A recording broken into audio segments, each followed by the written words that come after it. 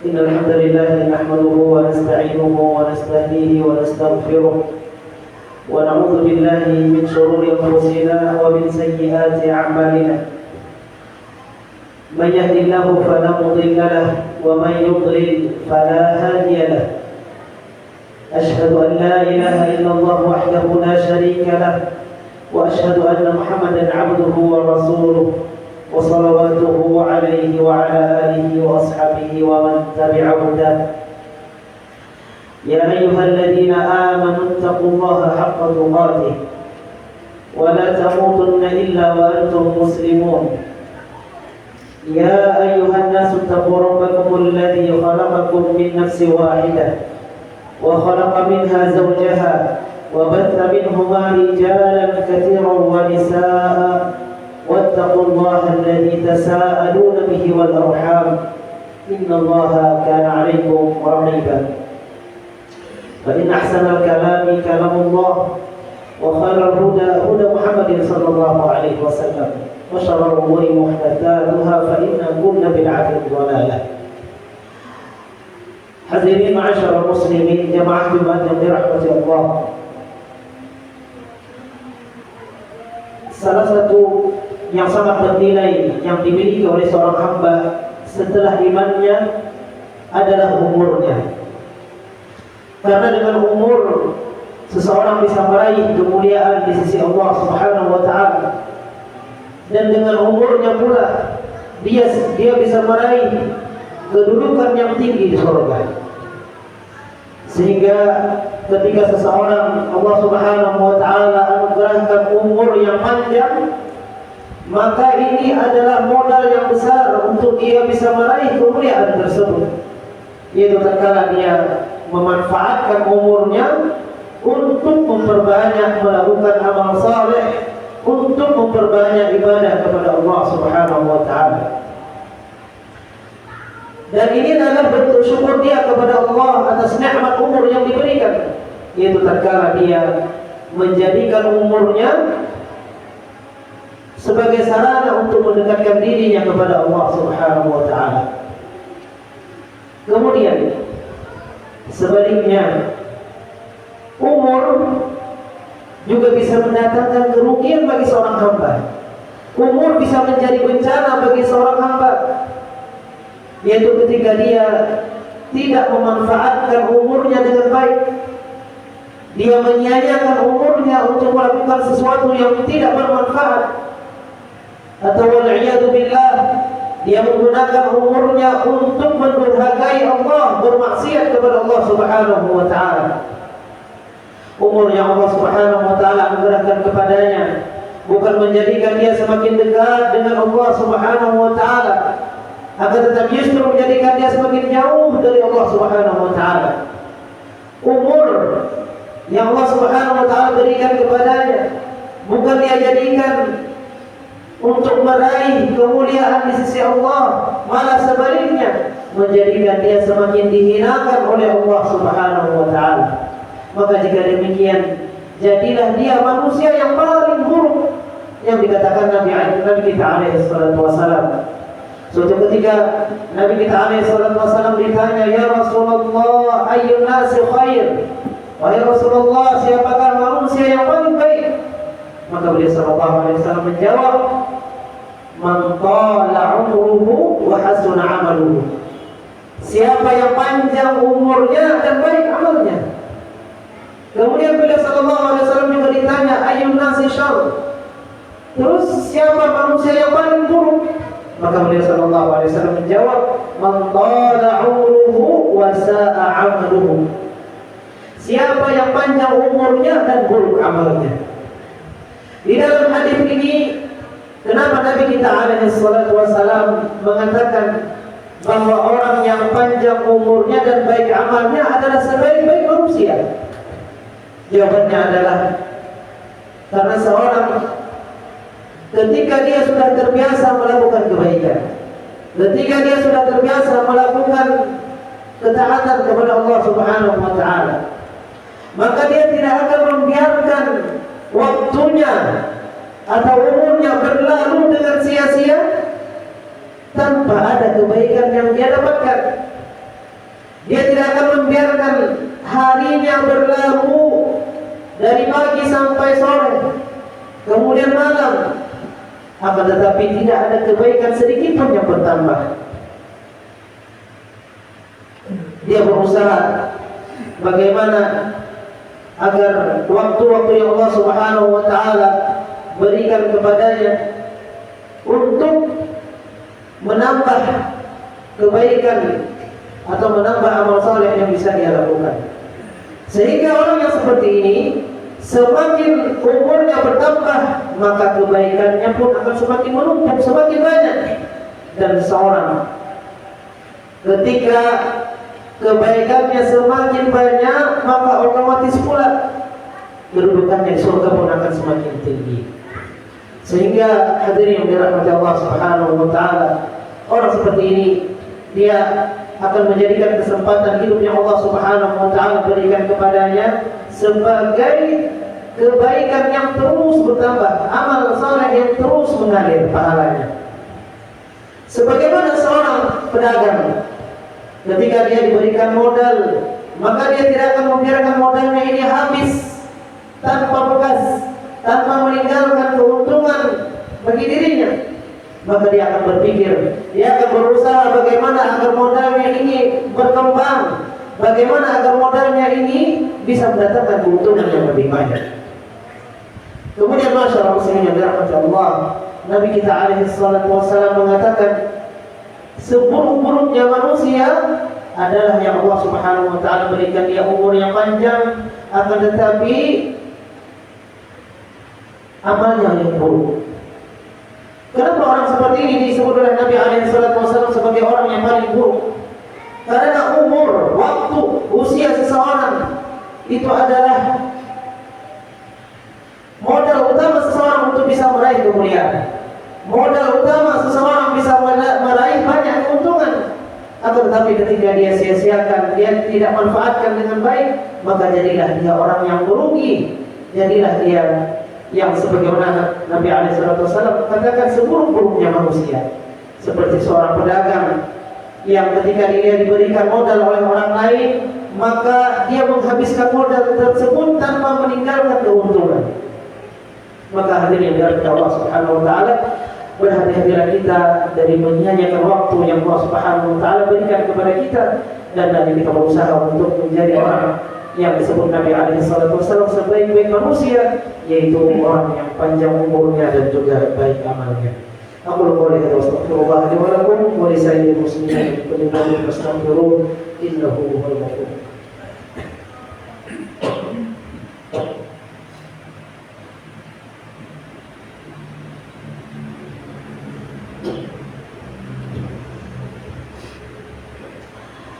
Alhamdulillahi rabbil alamin wal 'aqibatu lil muttaqin wa la 'udwana illa 'alal zalimin.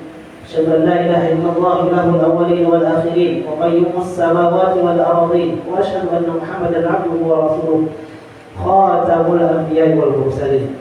Hadirin jemaah yang dirahmati Allah, kemudian di antara salah satu bukti yang menunjukkan bahwa umur atau usia seseorang jika dimanfaatkan dengan baik, maka ia akan mengangkat kedudukannya atau mengangkat derajatnya di surga, adalah kisah sahabat yang mulia Thalhah bin Ubaidillah.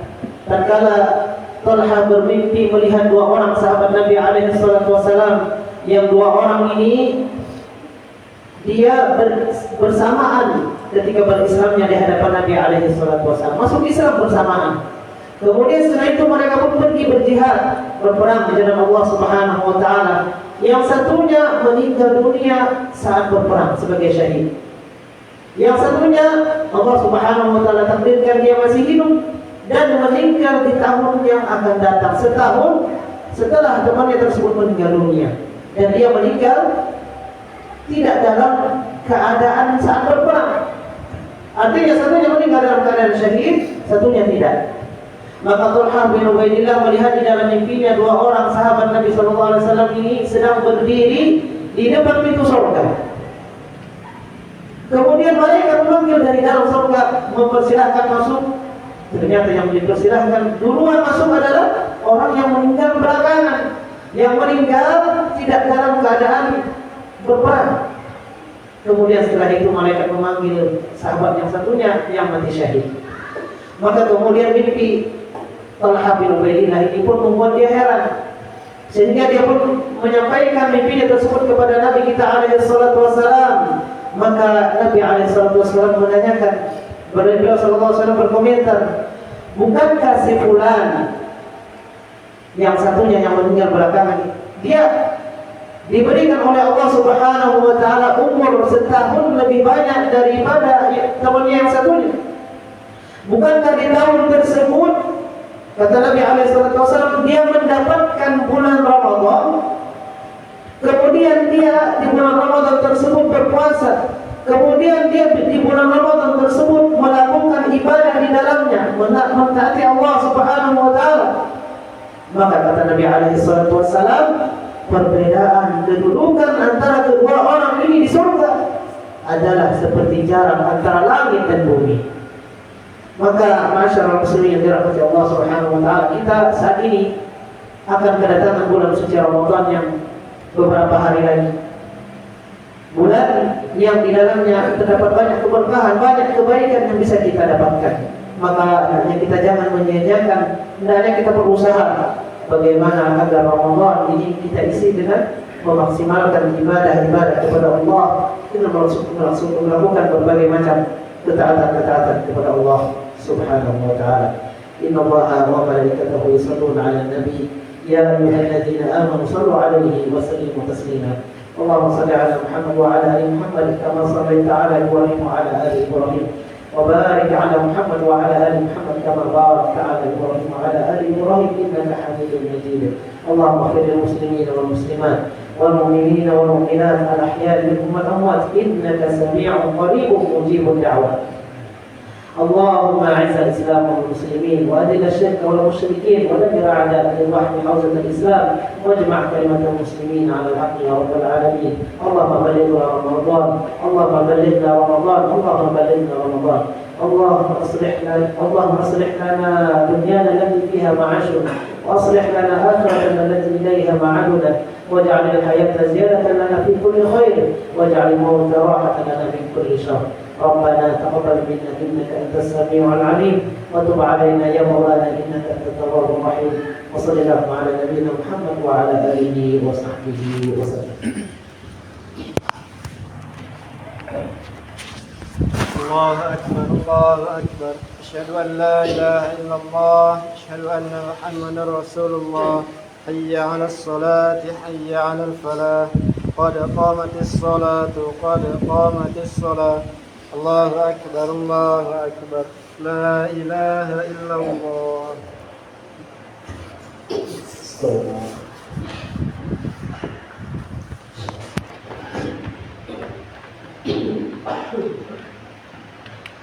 الله أكبر.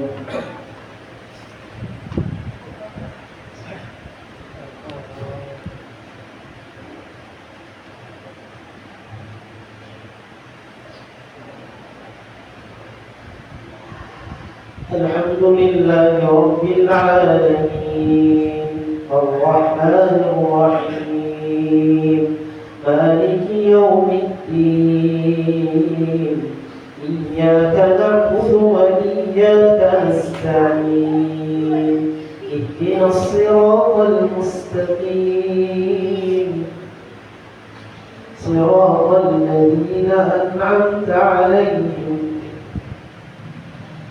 غير المغضوب عليهم ولا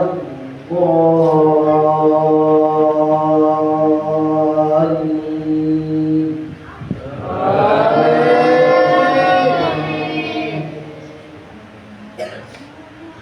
سبح اسم ربك الأعلى الذي خلق فسوى والذي قدر فهدى والذي أخرج المرعى فجعله غثاء أحوى سنقرئك فلا تنسى إلا ما شاء الله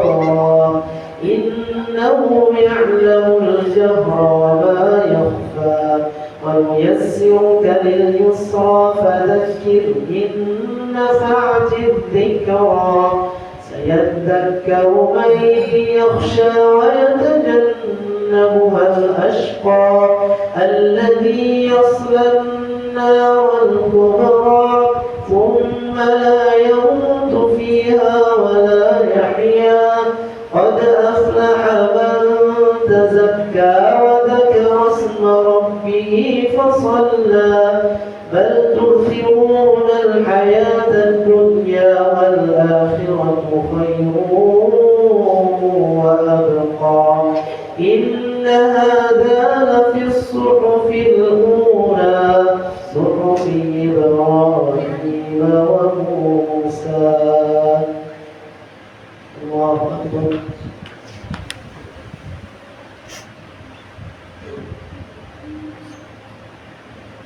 سمع الله لمن حمده.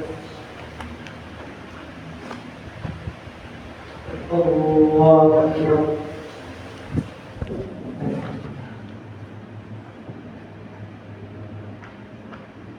الله أكبر.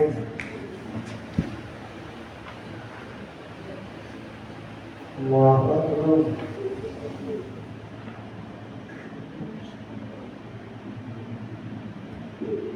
الله أكبر.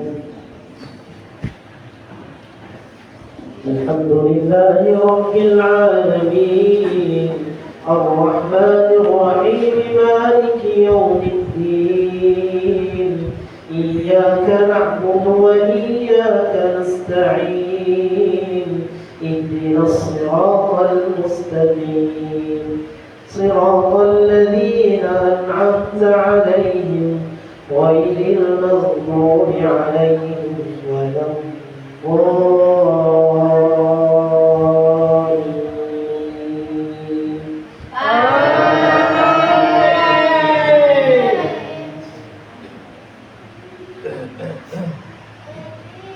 إذا جاء نصر الله والفتح ورأيت الناس يدخلون في دين الله أفواجا فسبح بحمد ربك واستغفره إنه كان توابا. الله أكبر.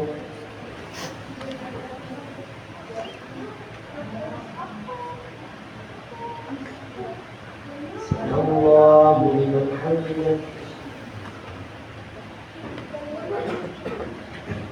الله أكبر.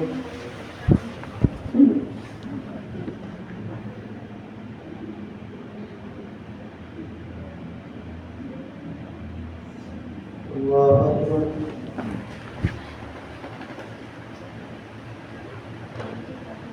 الله أكبر.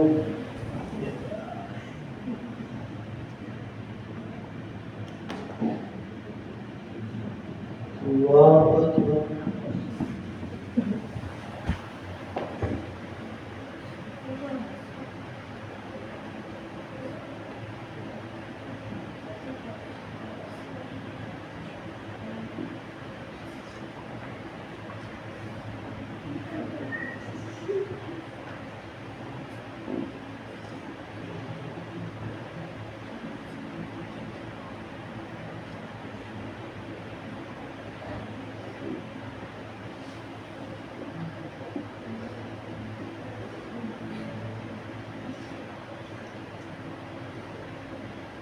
السلام عليكم ورحمة الله. السلام عليكم ورحمة الله.